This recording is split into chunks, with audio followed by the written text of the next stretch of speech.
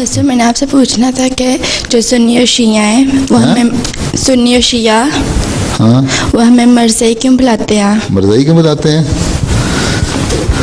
वो जो मर्ज़ी चाहें कह लें। अल्लाह ताला तो कहता है दूसरों के वो नाम ना रखो जो पसंद नहीं करते हो, हैं? हदीस में भी अल्लाह ताला ने कहा, आंसर ने फरमाया हैं। तो हम तो अपने आप को मर्ज़ी नहीं कहते हैं, लेकिन वो इसलिए कि हज़रत मसीह मौऊद अलैहिस्सलाम का नाम मिर्ज़ा ग़ुलाम अहमद कादियानी है ना, तो कभी वो मिर्ज़ाई कह देते हैं हमें, कभी कादियानी कहते हैं।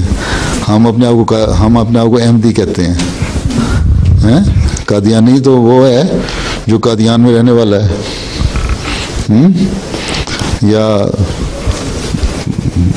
पाकिस्तान या सब कॉन्टिनेंट में रिवाज है जिस शहर का रहने वाला हो ना, उसको उस शहर के नाम के साथ बुलाते हैं।